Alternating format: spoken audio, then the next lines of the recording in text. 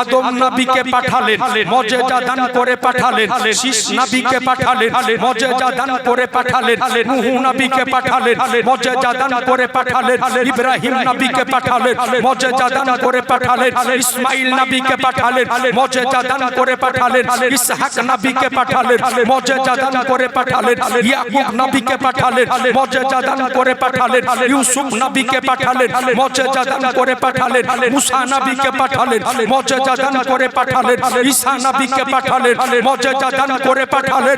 এ আজি জানে মুহতারাম, যতজন নবী এসেছেন প্রত্যেক নবীকে আল্লাহ কোনো না কোনো দু চারটি করে মুজিজা দান করে এই পৃথিবীর বুকে প্রেরণ করেছেন। কিন্তু রব্বে কাবার কসম করে বলি, যেই মুহূর্তে আল্লাহ রাব্বুল আলামিন আমার শাহনশাহে জিবাকার মদিনাকে তাজদার আহমদ মুক্তার নবীকে সরদার দোনো জাহানের মালিক ও মুক্তার আমার নবী মুস্তাফাকে পৃথিবীর বুকে প্রেরণ করলেন। মহান রব্বুল আলামিন ইরশাদ করেন, ইয়া আইয়ুহান নাসু কাদ জাআকুম বুরহানুম মির রাব্বিকুম।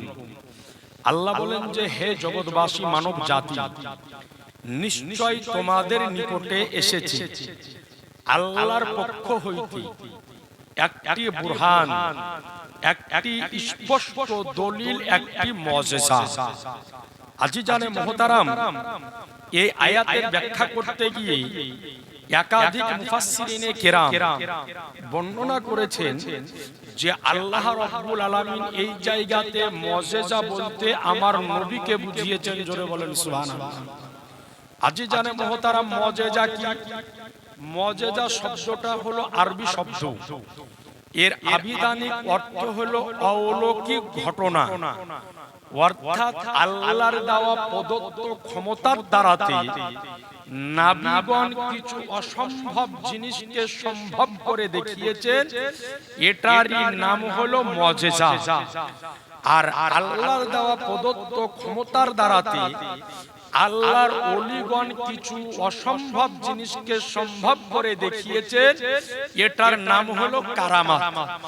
অর্থাৎ আল্লাহর ওলিদের দ্বারাতে যেটা ঘটে ওটাকে বলা হয় কারামাত, আর নবীদের দ্বারাই যেটা ঘটে ওটাকে বলা হয় মুজিজা। মুজিজা আমারও আপনার ব্রেনে, আমারও আপনার বুদ্ধিতে আসতেও পারে, না আসতেও পারে। যেমন আপনাকে বলি যে আজ থেকে কমবেশ ১৫০০ বছর পূর্বে আমার নবী এই পৃথিবীর বুক থেকে মসজিদে হারাম থেকে গিয়েছিলেন মসজিদে আকসা। সেখান থেকে সপ্তম আসমান পাড়ি দিয়ে আরশে আজিমে গিয়ে আল্লাহর সাথে দিদার করেছেন, তার নাম হচ্ছে মেরাজ শরীফ। তো নবী আমার গিয়েছেন, আপনার কিতাবের মধ্যে বর্ণিত হয়েছে যে মসজিদে হারাম অর্থাৎ মক্কাতুল মুকাররমা থেকে মসজিদে আকসার দূরত্ব হলো ১ মাসের পথ। আর মসজিদে আকসা থেকে নবী আমার ৭ আসমান পাড়ি দিয়েছেন। কিতাবের মধ্যে বর্ণিত হয়েছে যে ১ আসমান থেকে আরেক আসমানের দূরত্ব হলো কমবেশ ৫০০ বছরের পথ। তো কোন ব্যক্তি যদি মনে করে যে আমি সপ্তম আকাশ পাড়ি দিব, তো তার জন্য সময় লাগবে কমবেশ ৫-৭-৩৫০০ বছর। কিন্তু নবী আমার একই রাত্রে গিয়েছেন, আবার সপ্তম আকাশ পাড়ি দিয়ে একই রাত্রে ফেরত এসেছেন। এখন নবী আমার কেমন করে গেলেন, ৩৫০০ বছরের পথকে নবী আমার কিভাবে পাড়ি দিলেন? আমি গোটা দুনিয়ার আলেম সমাজ যদি বসে যায় তো আপনাকে ক্যালকুলেটর নিয়ে বোঝাতে সক্ষম হবে না। এটারই নাম হচ্ছে মুজিজা। তো এই পৃথিবীর বুকে যতজন নবী, যতজন রাসূল এসেছেন, প্রত্যেক নবীকে, প্রত্যেক রাসূলকে আল্লাহ কোনো না কোনো মুজিজা, কোনো না কোনো অলৌকিক ঘটনা দান করে এই পৃথিবীর বুকে প্রেরণ করেছেন। এই দুনিয়ার বুকে যতজন নবী এসেছেন তার মধ্যে একজন নবীর নাম হচ্ছে হযরতে দাউদ আলাইহিস সালাম। নাম আপনারা শুনেছেন। তো দাউদ আলাইহিস সালামকে আল্লাহ এই রকম ক্ষমতা দিয়েছিলেন যে আল্লাহর পয়গম্বর দাউদ আলাইহিস সালাম যদি লোহাকে হাতে ধরতেন তো লোহা সঙ্গে সঙ্গে গলে মোমে পরিণত হয়ে যেত। একটু জোরে সুবহানাল্লাহ হবে না? এরপরে দাউদ আলাইহিস সালামের কণ্ঠে আল্লাহ এই রকম মধু দান করেছিলেন যে তিনার কণ্ঠস্বর এত সুন্দর ছিল, তিনার উপর একটা কিতাব নাজিল হয়েছিল, নাম হচ্ছে তার জাবুর শরীফ। তিনি সমুদ্রের কিনারায় বসে যখন জাবুর শরীফ তেলাওয়াত যখন করতেন, তো তিনার কণ্ঠের আওয়াজ শুনে সমুদ্রের মাছেরা কিনারায় লেগে যেত। মুসলমান, এই রকম আরেকজন নবী পৃথিবীর বুকে এসেছিলেন, যার নাম হলো হযরত মুসা কালিমুল্লাহ। তো আল্লাহর পয়গম্বর মুসা আলাইহিস সালামকে একটা লাঠি, একটা আশা মুবারক দান করা হয়েছিল, যে লাঠির দ্বারাতে মুসা পয়গম্বর একাধিক কাজ, একাধিক কর্মের আঞ্জাম তিনি দিয়েছিলেন। কোন মুহূর্তে ওই লাঠিকে যদি আপনার কুয়াতে নামিয়ে দিতেন, তো লাঠির নিচের দিক বালতি হয়ে যেত, অপর দিক রশি হয়ে যেত।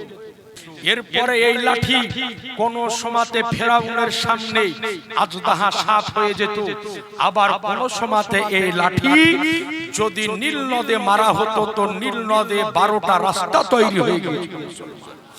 এই রকম আরেকজন নবী এই পৃথিবীর বুকে এসেছিলেন, যাকে আল্লাহ পাক বিনা বাপে নিজ কুদরতে মা মারিয়ামের রেহেমে পাঠিয়েছিলেন। তার নাম হলো হযরত ঈসা আলাইহিস সালাম। ঈসা পয়গম্বরকে আল্লাহ এরকম ক্ষমতা দিয়েছিলেন যে তিনি মাটির কোনো পাখি যদি তৈরি করে তাতে ফুং দিয়ে আকাশে যদি ছেড়ে দিতেন, তো ওই মাটির পাখি জীবিত হয়ে আকাশে উড়তে আরম্ভ করে দিত। ঈসা পয়গম্বরকে আল্লাহর একটা এরকম ক্ষমতা দিয়েছিলেন যে তিনি অন্ধ বা কুষ্ঠ রোগীর উপরে হাত যদি বুলিয়ে দিতেন, তো সঙ্গে সঙ্গে অন্ধ বা কুষ্ঠ রোগী নিজের রোগ থেকে আরোগ্য লাভ করত। মুসলমান, হযরত ঈসা পয়গম্বরকে আল্লাহ আরেকটা এরকম ক্ষমতা দিয়েছিলেন যে তিনি কোন মুর্দা ব্যক্তির উপরে ফুং যদি দিতেন, তো মুর্দা ব্যক্তি সঙ্গে সঙ্গে জীবিত হয়ে যেত। মুসলমান, তো হযরত ঈসা রুহুল্লাহ বানি ইসরাইল গোত্রের নবী ছিলেন। তো বানি ইসরাইল গোত্রের পরপর যখন 3 জন মানুষকে ঈসা নবী জীবিত করল, তো ঈসা নবীকে যারা মানত না, ঈসা নবীর যারা দুশমন ছিল, তো তারা বলতে আরম্ভ করলো যে ঈসা নবী যে লোকগুলাকে জিন্দা করলো, এই লোকগুলাকে মরে ছিল না, এরা সব বেঁচে ছিল, বেহুশ হওয়ার নাটক করে শুয়েছিল মরার মতো। ঈসা নবী ইশারা করে উঠে দৌড় দিয়ে দিল।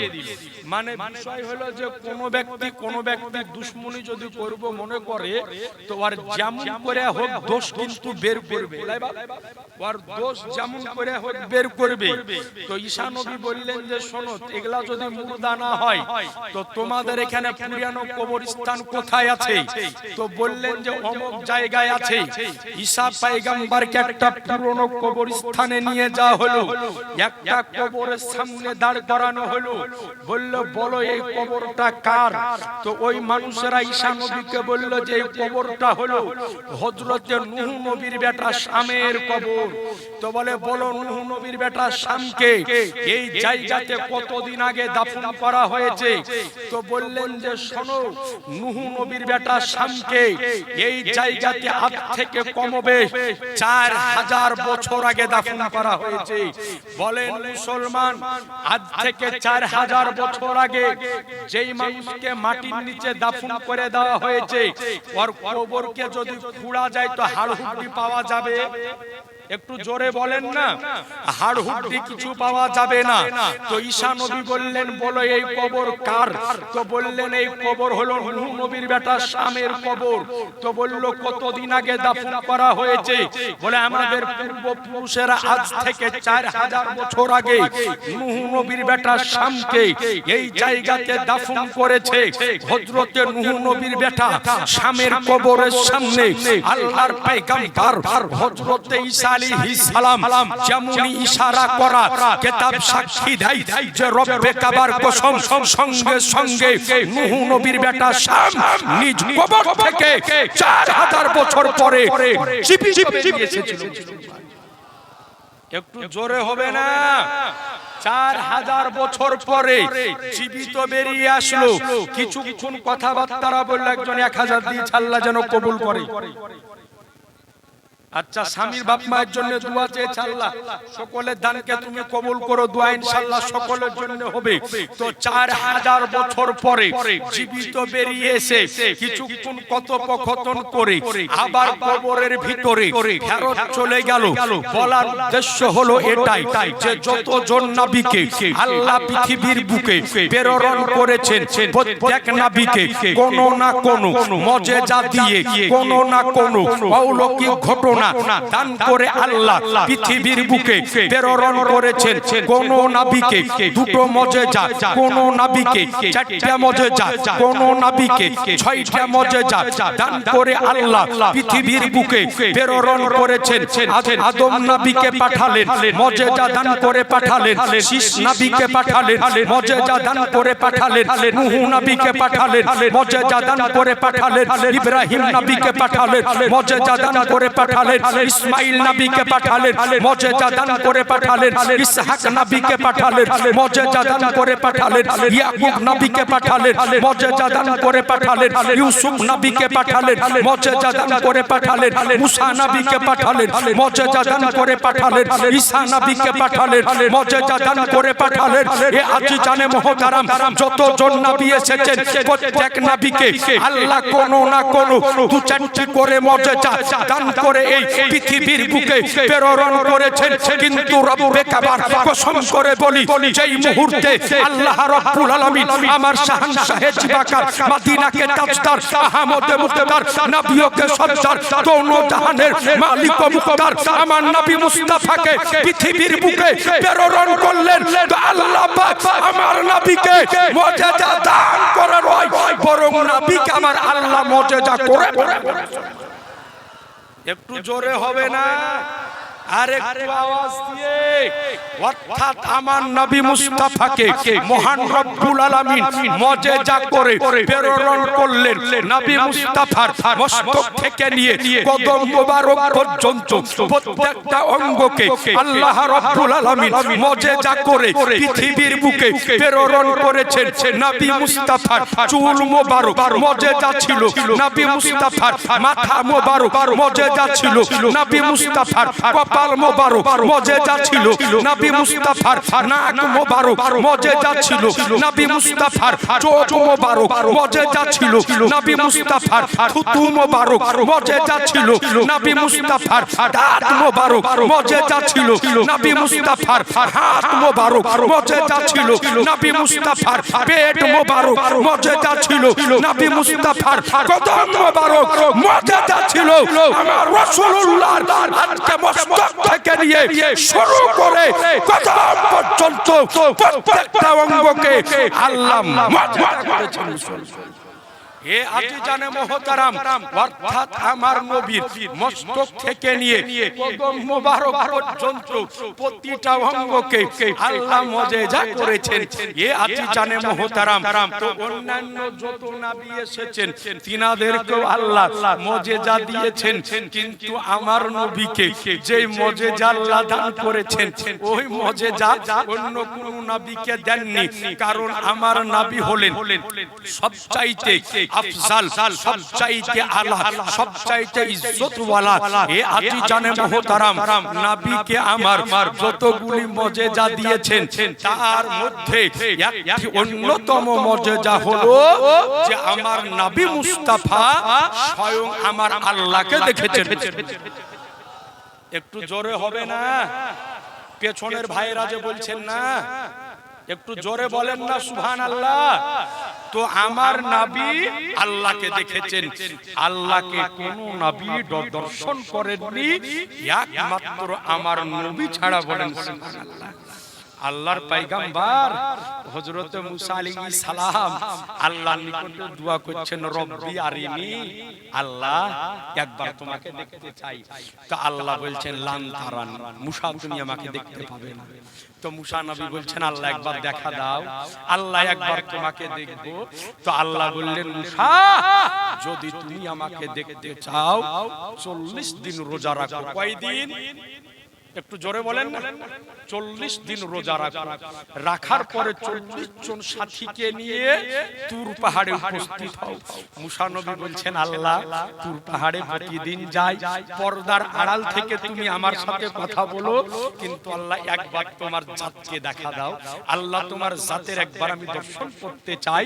তো আল্লাহ বললেন, মুসা তুমি 40 দিন রোজা রেখে তুর পাহাড়ে এসো। আল্লাহর পয়গম্বর মুসা কালিমুল্লাহ 40 দিন রোজা রেখে তুর পাহাড়ে উপস্থিত হলেন আল্লাহকে দেখার জন্য। আল্লাহ ডাক দিয়ে বললেন যে তুর পাহাড়ের আশেপাশে যত কীট পতঙ্গ পশু পাখি আছো তোমরা দূরে চলে যাও। বলে কেন? আল্লাহ বললেন, মুসা পয়গম্বর শোনো, আজ আমি আল্লাহ আমার নূরের তাজাল্লি তুর পাহাড়ের উপরে নিক্ষেপ করব।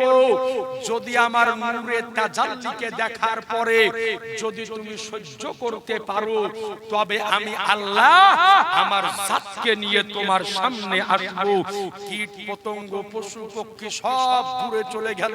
আল্লাহ বললেন, মুসা তুমি এবার তৈরি হও, আমি আল্লাহর নূরের তাজাল্লি তুর পাহাড়ের উপরে নিক্ষেপ করব। মহান রব্বুল আলামিন যেমন নিজের নূরের তাজাল্লিকে তুর পাহাড়ের উপরে ফেলা, সঙ্গে সঙ্গে আল্লাহর পয়গম্বর হযরত মুসা আলাইহিস সালাম আল্লাহর নূরের তাজাল্লিকে দেখার পরে সহ্য করতে না পেরে বেহুশ হয়ে তুর পাহাড়ের নিচে শুয়ে গেলেন। একটু পরে হুশ যখন আসলো তো তাকিয়ে দেখতেছেন খোদা, যেই তুর পাহাড় আজকে তুর পাহাড় ছিল, ওই তুর পাহাড় আল্লাহর নূরের তাজাল্লিতে জ্বলে সুরমাতে পরিণত হয়ে গেছে। ये अच्छी जाने मोहतरम तो हज़रत मूसा अलैहिस सलाम আল্লাহকে দেখতে পেলেন না, শুধু আল্লাহর নূর দেখেছিলেন।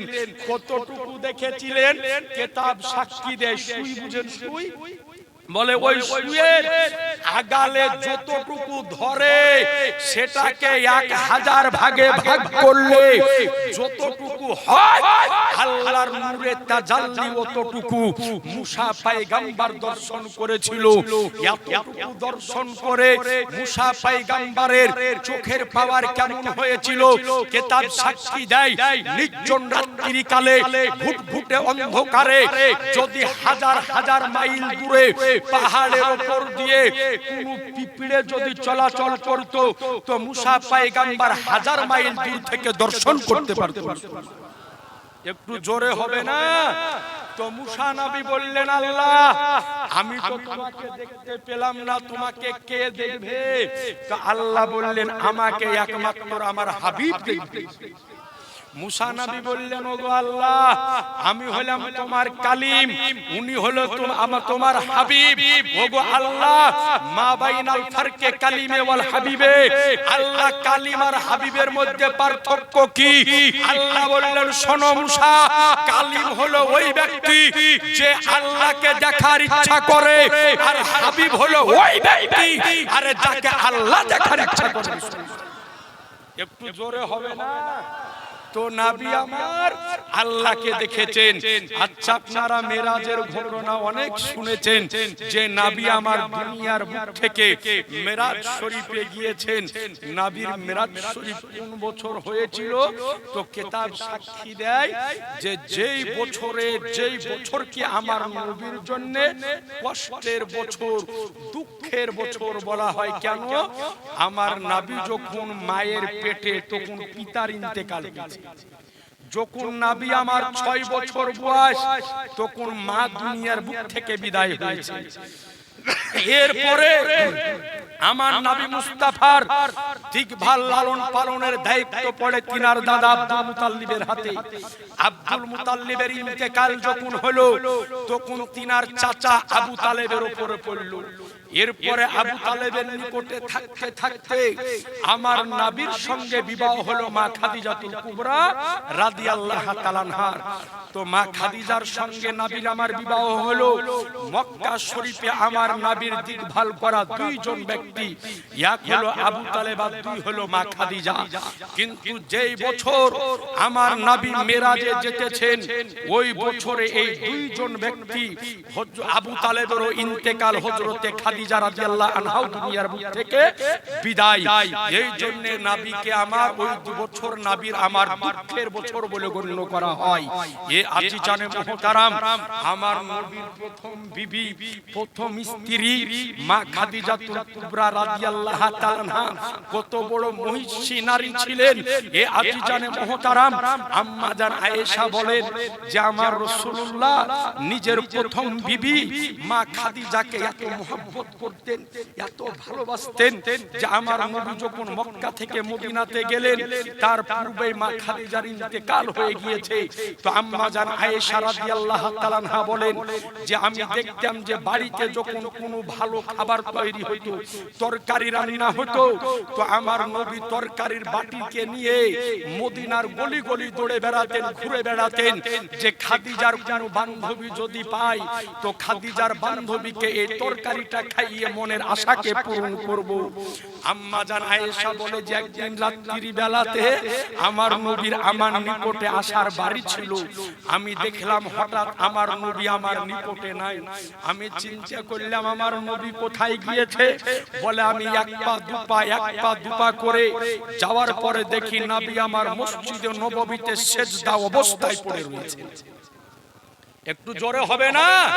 বলে নবী আমার সেজদা অবস্থায় পড়ে, বলে আমি কান লাগিয়ে শুনলাম নবী আমার বলতেছেন ওগো আল্লাহ, কাল মাহশারের দিন যখন হবে সবাই সবাইকে যখন ভুলে যাবে, আল্লাহ ওই কঠিন দিনেও যেন আমি আমার খাদিজাকে না ভুলি, আমার খাদিজা যেন আমার মনে থাকে। তো আম্মা জান আয়েশা বলে নবী যখন আমার মাথা উঠালেন তো ওই মুহূর্তে নবীকে বললাম ইয়া রাসূলুল্লাহ, খাদিজা আপনার প্রথম বিবি ছিল, আপনি তাকে মহব্বত করতেন, সেও আপনাকে ভালোবাসতো। ইয়া রাসূলুল্লাহ, খাদিজা তো দুনিয়ার বুক থেকে চলে গিয়েছে, আমরা আপনার ভালো ভালো সুন্দর বিবি আছি, আমাদের দিকে নজর করুন। তো নবী আমার বলেন আয়েশা শোনো, তোমাকে জানিয়ে রাখি মক্কার ধাত্রীতে আমার উপরে অত্যাচার যখন চলেছে, মক্কার জমিনে কোন জায়গাতে আমার উপরে পাথর নিক্ষেপ হয়েছে, কোন মুহূর্তে আমার গলাতে গামছা পেঁচানো হয়েছে, কোন মুহূর্তে আমার মাথায় উটের পচা ছুরি চাপানো হয়েছে, কোন মুহূর্তে আমাকে মেরে ফেলার সাজিশ বানানো হয়েছে, ওই মুহূর্তে মক্কার ধাত্রীতে একমাত্র আমার পাশে দাঁড়ানোর মতো খাদিজা ছাড়া আর দ্বিতীয় কেউ ছিল না। তো শোনো আয়েশা, তোমরা সকলেই হলে আমার সুখের দিনের বিবি, আমার দুঃখের দিনের বিবি একমাত্র খাদিজা। বলে শোনো আমার উপরে যখন কোরআন নাজিল হতে আরম্ভ হলো, আমি হেরা পর্বতে উঠে যেতাম, 2 দিন 3 দিন হেরা পর্বত থেকে আমি নামতাম না। ওই মুহূর্তে আজকে আমি যখন হেরা পাহাড়ের উপরে থাকতাম, আমার উপরে কোরআন নাজিল হতো, তো আমি দেখতাম যে আমার খাদিজা আমার জন্য খাবার আর পানি নিয়ে খালি পায়ে হেরা পাহাড়ে যখন চড়তো, তো ওই পাহাড়ের পাথরে আমার খাদিজার পা কেটে কেটে দরদর করে রক্ত পড়তো। এরপরে আমার খাদিজা আমার নিকটে উপরে উপস্থিত হতো খাবার নিয়ে। বলে একদিন এই খাবার নিয়ে খাদিজা আমার কাছে পৌঁছেছে, জিবরিল আমিন হাজির। বলে ও ইয়া রাসূলুল্লাহ, আল্লাহর সালাম গ্রহণ করেন। আমি জিবরাইলের সালাম গ্রহণ করেন। ইয়া রাসূলুল্লাহ, আজকে আপনার বিবি খাদিজা যখন আপনার নিকটে উপস্থিত হবে তো খাদিজাকে জানিয়ে দিবেন যে মহান আল্লাহ আপনার বিবি খাদিজাকে সালাম পাঠিয়েছেন। একটু জোরে বলবেন না? এই পৃথিবীর বুকে একজন নারী আল্লাহর সালাম পেয়েছে, তিনি হলেন হযরতে খাদিজা রাদিয়াল্লাহু তাআলা। একটু জোরে সুবহানাল্লাহ বলবেন না? আমাদের মা বরং আমাদের মায়ের চাইতেও দামি, ঠিক কি না ভাই? কে দিলে গো? আচ্ছা সুবহানাল্লাহ। বিটি ছেলেরা, এটা আমি ভালো করে জানি যে পৃথিবীর বুকে এরকম আলেমের জন্ম হয়নি যে বিটি ছেলের আঁচল খালি করে দিতে। এরকম আলেমের জন্ম এখনো হয়নি যে বিটি ছেলে আর আঁচল খালি করতে পারে, যতক্ষণ চাইবেন দিয়ে চলে যাবে। ওর আঁচলে আল্লাহ এত বরকত দিয়েছে, কারণ যতই হাসুক সবাই তো জানে যে বাড়ির ম্যানেজার কে, নাকি পারবে? সবাই জানে যে বাড়ির ম্যানেজার কে। তো আজি জানে মুহতারাম, তো খাদিজা রাদিয়াল্লাহু তাআলা না হলেন আমাদের মা, বরং আমাদের মায়ের চাইতে দাম কম না বেশি? এই জোরে বলেন না, বেশি। আচ্ছা বলে এই খাদিজাকে নিয়ে কেউ যদি কটূক্তি করে, খারাপ কথা বলে, মেনে নেওয়া যাবে? এই একটু জোরে বলতে হবে, মেনে নেওয়া যাবে না। কারণ আমার মায়ের চাইতে কোটি কোটি কোটি কোটি গুণ দাম বেশি হলো আমার নবীর বিবিগণদের। বলেন আপনি জানেন আমাদের পার্শ্ববর্তী একটা দেশ আছে, ওর নাম হলো বাংলাদেশ। নাম শুনেননি? তোর নাম হলো বাংলাদেশ। আর গোটা পৃথিবীর মধ্যে যদি আপনি খোঁজ করেন যে আগল পাগল ছাগল কোন দেশে বেশি বাস করার, নাম হলো বাংলাদেশ। ওর নাম হলো বাংলাদেশ। খালি মোবাইল খুলে ওরে এমন এমন জিকিরের আবিষ্কার হয় যে জিকির কাঞ্চনজঙ্ঘা এক্সপ্রেসও বইবে না। আপনি দেখেন, একদিন দেখছি একজনকে জিকির করতে করতে স্টেজের নিচ থেকে এত জোরে লাফ মেরে চত্ব হবন চলে গেল, যে এত জোরে লাফ মেরেছে। আর একটা মোবাইল, আমার মোবাইলে জিকির আছে, একজনকে দেখছি জিকির করতে করতে বান্দরের মতন বাস বের উপরে উঠে চলে যাচ্ছে, মনে হচ্ছে একলাই ফেড়ে ফেলে দিবে। তো গোটা পৃথিবীর মধ্যে যদি আগল পাগল ছাগল কোন দেশে আছে খোঁজ করবেন, ওর নাম হলো বাংলাদেশ। আর যত রকমের ঈমান ধ্বংস করা ফতোয়া ডেলিভারি হয় কোথায় থেকে? Made in Bangladesh. আপনি খুঁজলেন, ওর নাম হলো বাংলাদেশ। তো বাংলাদেশটা আগল পাগল ছাগল কেন বলবো? আচ্ছা ভাই বলেন তো, বাংলাদেশের মোট জনসংখ্যা কত জানা নাই কারো? ওয়েস্ট বেঙ্গলের সমান 16 কোটি, বলে 17 কোটি মানলাম বাবা, 17 কোটি 18 কোটি মানেন। বাংলাদেশ একটা বক্তা আছে, 4 বছর ছিল মালয়েশিয়াতে, দেখতে খুব সুন্দর, গলার আওয়াজ যদি শুনেন তো বিটি ছেলে পাগল হয়ে যায়। ওর নাম হলো মিজানুর রহমান আজহারি। ওরে বলছে বাপরে, এর চাইতে শিক্ষিত বক্তা নাই গো। আপনাকে একটা কথা আপনাকে বলে রাখি, গলার আওয়াজ দেখে পাগল হয়েন না, চেহারা দেখে পাগল হয়েন না। এই মিজানুর রহমান আজহারি আমাদের মা খাদিজাতুল কুবরা রাদিয়াল্লাহু তাআলা আনহাকে তালাক খাওয়া বুড়ি মহিলা বলেছে। শুনেছেন? বলেছে যে সে ছিল তালাক খাওয়া, দুইবারে তালাক খাওয়া বুড়ি মহিলা।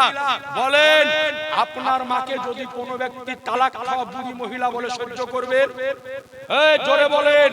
তো আপনার মাকে বললে সহ্য করবেন না, কিন্তু নবীর বিবি যার দাম আমার আপনার মায়ের চাইতে বেশি, তাকে বললো তো আপনি সহ্য কেমন করে করলেন? তো এই যে আপনার এই ভাইরাস, আপনাকে বলে রাখি, করোনা ভাইরাসের চাইতে ভাইরাস হলো খারাপ। কেন? করোনা ভাইরাসে যদি আপনাকে ধরে আপনার জান নিবে, আর আজহারি ভাইরাসে ধরে নিলে জান নিবে না, ঈমান নিবে। কথা বুঝতে পেরেছেন? এরপর আমার নবীকে বলেছে কাউবয়, গরু রাখাল। আচ্ছা বলেন, নবীকে যদি রাখাল বলে তো আপনি মেনে নেবেন? এই মানবেন? জি, মানা যাবে না, কারণ নবীকে রাখাল বলা হলো হারাম। নবীকে রাখাল বলা হলো হারাম, নবীকে রাখাল বলা যাবে না। তো যেই কথাটা বলতেছিলাম, তো শেখ হাসিনা পালিয়ে এসেছে, পালিয়ে আসার পরে আপনার মিজানুর রহমান আজহারি মালয়েশিয়া থেকে বাংলাদেশে ঢুকলো। তো একজনা ফেসবুকে লিখেছে যে আজকে মিজানুর রহমান আজহারির প্রোগ্রাম ছিল অমুক এলাকাতে, তো ওর প্রোগ্রামে 20 কোটি মানুষ গেছিল জালসা শুনতে। এটা কোন পাগলে মানে নিবে? ওর গোটা দেশের জনসংখ্যা হলো 16 কোটি 17 কোটি, তো 20 কোটি মানুষ গেল কোথা থেকে? তো 16-17 কোটি মানুষ গোটাই কি মুসলমান? সব মুসলমান কি? সব মুসলমান নাই, কিছু হিন্দু আছে, আছে না ভাই? কিছু হিন্দু আছে। তো বলছে যে 20 কোটি মানুষ গেছিল আজকে জালসা শুনতে, তাইলে বলেনি পাগলা কি পাগলা নাই? এর চাইতে বড় পাগল আর পৃথিবীতে কেউ নাই। তো আপনাকে জানিয়ে রাখি যে জেনে রাখবেন একটা কথা, যে আজ আপনাকে বলি যে নামাজ, রোজা, হজ, যাকাত এটার নাম কিন্তু ঈমান নয়, এটার নাম হলো আমল। ঈমান আলাদা, আমল হলো আলাদা।